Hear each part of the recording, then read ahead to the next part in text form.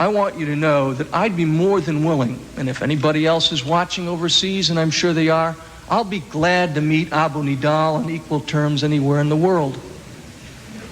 Okay? There's an even deal for him. But I am not willing to have my wife and my 4 children meet Abu Nidal or his organization on his terms. And I want you to know what was going through my mind. I was about to leave for Tehran. I had already been told by Director Casey that I should be prepared to take my own life.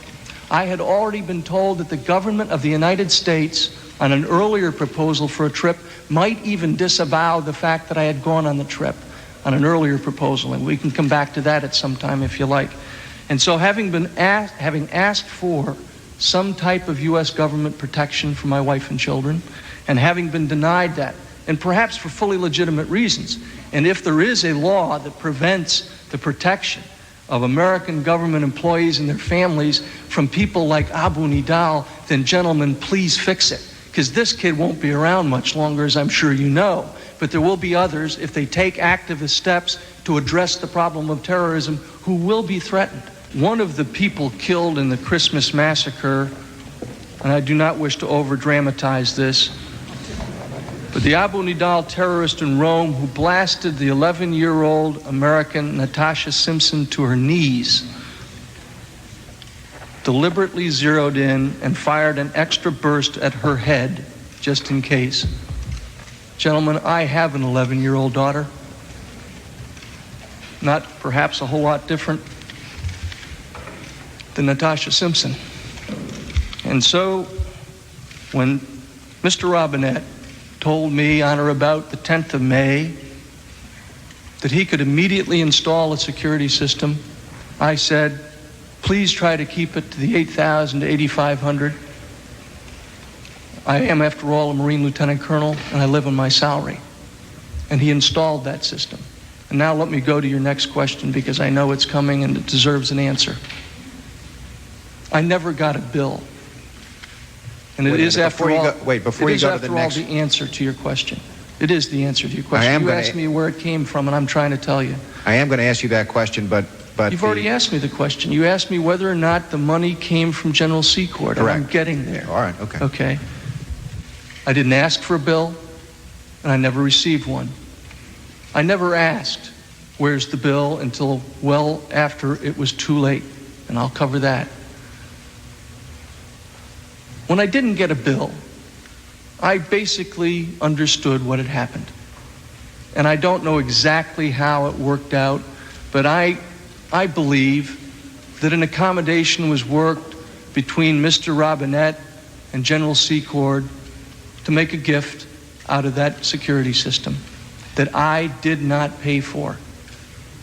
When I came to the end of my tenure at the NSC, it was, to say the least, a busy time. There were other things to be done besides shredding documents when I left. There was a lot of work to be done, and one of the things that I did was to sit and contemplate the previous 5.5 years of my work. And I am proud of that work. I believe that we accomplished a lot. But there was one thing that just didn't look right. And that was that for the first time in my life, I had accepted something that I hadn't paid for. And even though I honestly believe that the government of the United States should have paid for it, should have put it in, I then picked up the phone and asked for a bill. I got a bill. In fact, I got 2 of them. I didn't ask that they be backdated, but after all, Mr. Robinette is an old hand in the CIA. All right, the bills came with the old original dates, and I think there was another bill with a later date on it. And then, as I told you yesterday, I was going to tell you the truth, the good, the bad, and the ugly. Well, this is the truth. I did probably the grossest misjudgment that I've made in my life. I then tried to paper over that whole thing by sending 2 phony documents back to Mr. Robinette. It was not an exercise in good judgment. I don't believe I have any particular monopoly on bad judgment. I think it was a gross error in judgment for this committee to put my home address up on the screen for the whole world to see when I've got 20 security agents guarding my wife, my children, and me right now. But the fact is, I am grateful for that assistance beyond measure, because when you think about what could happen when somebody like that is out to kill you and doesn't care if he takes out your children with you, you run out of options in a big hurry. I ran out of options. I think the government of the United States should have stepped up to it and didn't. Whether it's because of laws or regulations, I don't know. I admit to making a serious judgment error in what I then did to paper it over. And I'm willing to sit here and admit to that. But I'm also suggesting to you, gentlemen, that if it was General Secord who paid the bill, whatever it was, I thought it was $8,000. Didn't learn until the hearing started it was more. I also suggest to you that if it was General Secord, first of all, thank you, General Secord. And second of all, you guys ought to write him a check, because the government should have done it to begin with. Thank you, sir. there's been testimony about use of traveler's checks.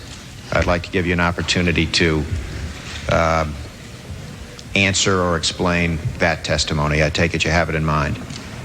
I do have it in mind, counsel, and I appreciate the opportunity.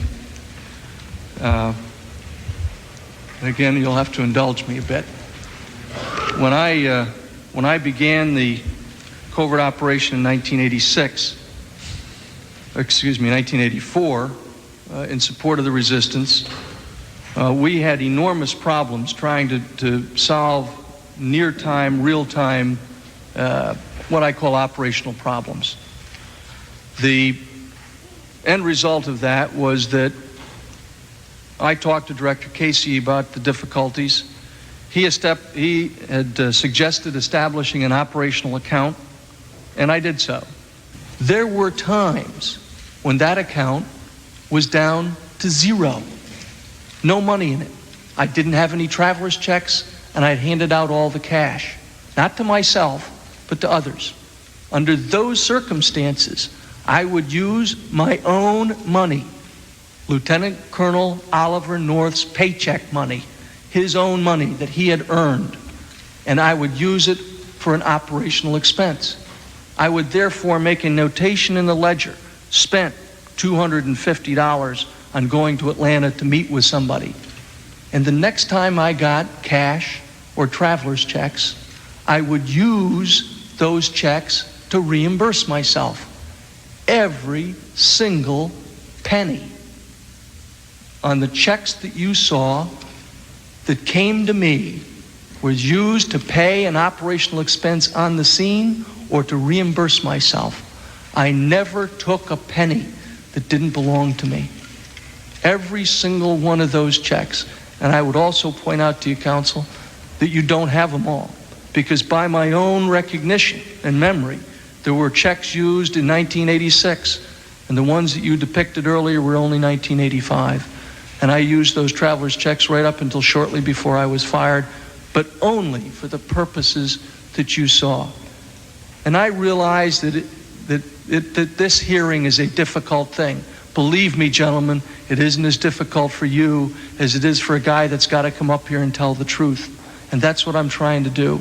And I want to make it very clear that when you put up things like Park Lane hosiery, and you all snicker at it, and you know that I've got a beautiful secretary, and the good Lord gave her the gift of beauty, and that people snicker that Ollie North might have been doing a little hanky-panky with his secretary. Ollie North has been loyal to his wife since the day he married her. And the fact is, I went to my best friend and I asked her, did I ever go to Park Lane hosiery? And you know what she told me? Of course you did, you old buffoon. You went there to buy leotards for our two little girls. And the reason I wrote the check at Park Lane hosiery, just like the checks at Giant, is because I was owed my money for what I had spent in pursuing that covert operation.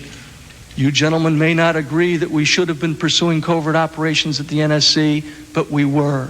We had an operational account, and we used the money for legitimate purposes within that covert operation. Does that answer your question?